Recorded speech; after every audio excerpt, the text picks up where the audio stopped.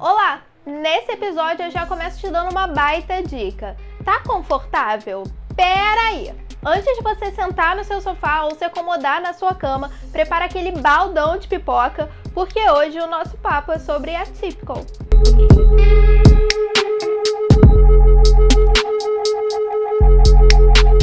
Essa série, que foi produzida pelo Netflix no ano de 2017, conta a história de Sam, personagem interpretado pelo ator Gear Gilchrist.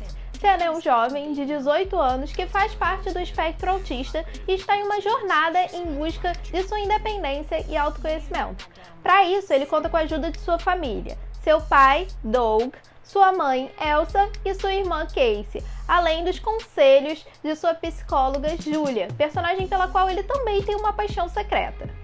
A série, que tem 3 temporadas, tem uma pitada de drama e uma comédia que faz a barriga doer de tanto rir. Além disso, o diretor também explora a narrativa de todos os personagens, então você entende e se conecta com cada um deles. Agora que você já conhece um pouco mais sobre o nosso assunto principal, se segura nessa sua cadeira, porque agora nós vamos estar cara a cara com o especialista.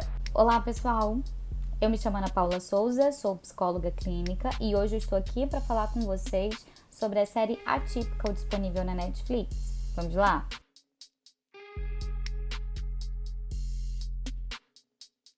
Amei!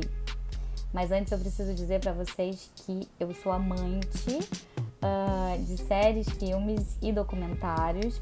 E a série Atypical foi uma das que eu mais me emocionei do início ao fim. Eu acho que o ponto-chave assim, da série foi como o ator aborda de forma excelente o tema em que diz que pacientes que têm transtorno de espectro autista, eles não têm característica física que faça a gente diferenciá-los.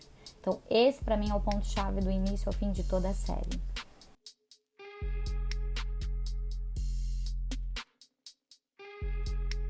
Sim, acredito que o autor foi fiel quando ele fala sobre as características do paciente que tem o autismo.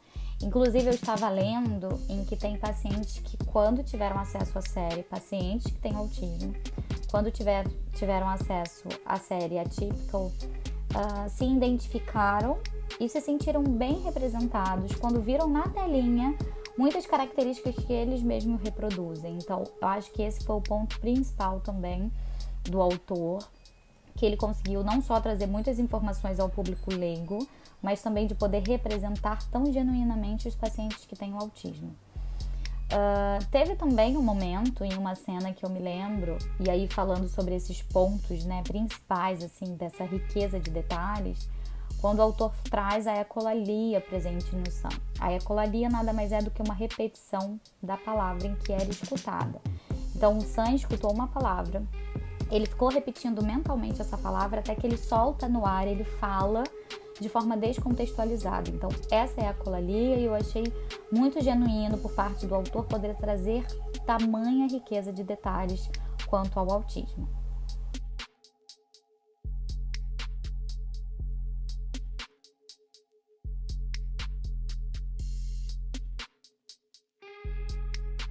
Sim, totalmente. E não só quanto aos ruídos, mas principalmente quanto aos objetos, tá? Isso acontece também, objeto, alimento, tecido, textura, isso acontece muito. E eu me lembro de duas cenas em específico em que a série traz outras representações, não só do ruído, né? Mas de quando o Sam tá no ônibus e que ele não consegue encostar as costas naquela placa de metal, porque ele tem sensibilidade àquele toque, aquele geladinho daquela placa, então ele anda no ônibus com as costas para frente. Isso é muito bacana o autor poder trazer, porque representa exatamente como acontece. Também de um outro momento em que ele tá na sala de aula e que ele não consegue suportar o barulho do zíper do casaco dele encostando na cadeira. Então isso acontece muito, muito, muito. Como falei, acontece também com objeto, texturas, alimentos, e o Sam também fala em que ele gosta muito de queijo, porque o queijo é bem molinho e ele consegue pegar e ir direto na boca. Isso acontece também muito com os pacientes bem novinhos, 3, 4, 5 anos no processo de introdução alimentar, ou melhor, de reconhecimento dos alimentos. Muitos pacientes autistas têm aversão a determinados alimentos, principalmente pela textura que ele tem.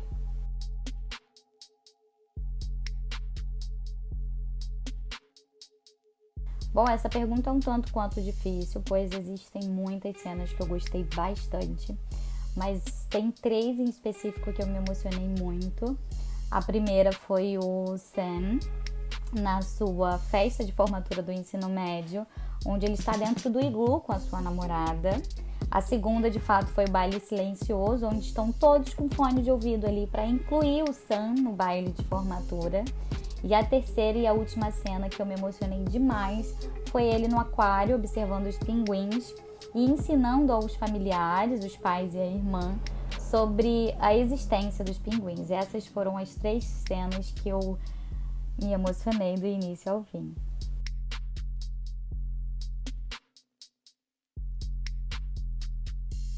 Contribui sem sombras de dúvidas. Como eu falei anteriormente, eu acho que a série traz um apanhado de informações completamente importantes, desde essa identificação dos pacientes autistas, de se olharem na telinha, ou melhor, olharem o Sam na série e poderem identificar tamanhas características das suas atividades, das suas repetições de movimentos, enfim, da sua convivência com autismo, mas também de informar ao público leigo sobre a importância da rede de apoio, não só familiar, mas no reconhecimento mesmo da nossa sociedade, da importância desse cuidado com os pacientes autistas.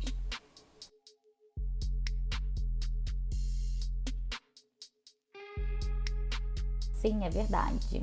Existem 4 tipos de autismo e 3 níveis que a gente nomeia como leve, médio e grave. E aí vamos iniciar falando sobre a síndrome do Asperger. A síndrome do Asperger é mais comum em meninos, tá? E tem uma inteligência superior. Essa inteligência vai apresentando, ou melhor, aparecendo como objetos e assuntos específicos.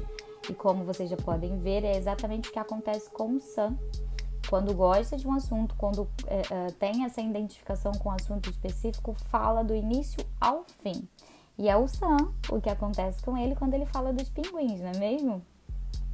E aí, claro, a síndrome do Asperger, ela é considerada um nível leve, ok? Também tem o invasivo do desenvolvimento, né? O autismo invasivo do desenvolvimento.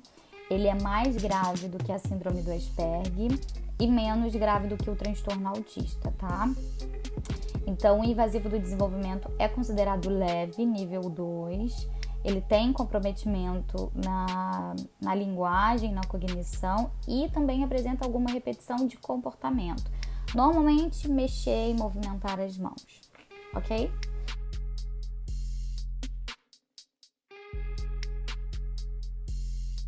Sim, inclusive já indiquei para alguns pacientes meus que descobriram ou tiveram diagnóstico de algum parente próximo.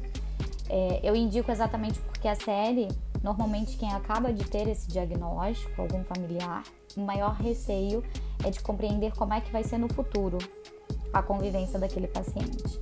E a série representa tão bem, sendo o protagonista o Sam, de como é possível sim um paciente que tem autismo conseguir conviver, se desenvolver, concluir o ensino médio e entrar numa universidade, ter o seu convívio familiar, social, com amigos e namorada, possível de se acontecer. Então eu indico, não só indicaria, como eu também indico, mas também desejo indicar uma outra série. Eu não sei como é que ela se encaixaria como série, reality ou documentário, mas é O Amor no Espectro, em que fala sobre... traz exatamente essa dinâmica de socialização dos pacientes que têm espectro para se inserir num relacionamento. Eu achei tão interessante que mostra mais detalhadamente, né? Sai um pouco da ficção com o atypical e vai para a realidade de como é difícil, desafiador, ok? Essa introdução desse paciente, de reconhecer, de se comunicar com uma outra pessoa, mas ela é tão excelente que ela mostra detalhadamente sobre as dúvidas e como a gente também pode ajudar os pacientes que têm espectro autista. Olá, eu sou Rayane Dias e vou trazer para vocês um pouquinho das curiosidades sobre Atypical. Vamos lá? A primeira curiosidade é que a criadora da série, Robi Rashid, tem o mesmo vício por fatos da Antártida que Sam, o personagem principal. Além disso, a criadora trabalhou anos na famosa série americana How I Met Your Mother. A criadora da série teve a ideia a partir do momento que ela percebeu que o número de pessoas diagnosticadas com autismo estava aumentando, e ela quis contar um pouquinho dessa história através de um adolescente. Para melhorar a sua abordagem, ela teve uma consultoria com uma professora da Universidade do Estado da Califórnia e também trabalhou no Centro de Tratamento e Pesquisa sobre o Autismo na Universidade da Califórnia, em Los Angeles. Outra curiosidade interessante é que a atriz Bridget Lowndes Payne disse que tem algo em comum com a sua personagem Casey, que faz a irmã do Sam. As duas se consideram queer, ou seja, elas se interessam por pessoas de qualquer gênero.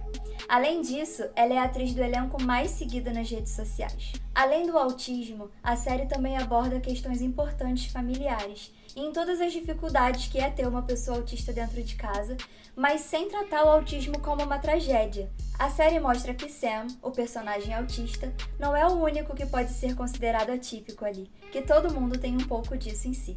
A série também foge do clichê de que todo autista vive dentro do seu próprio mundo, que essa é só mais uma das camadas de toda a complexidade do Sam e das pessoas como ele. Por último, mas não menos importante, o nome de todos os episódios está relacionado com alguma coisa aleatória que foi dita durante aquele episódio.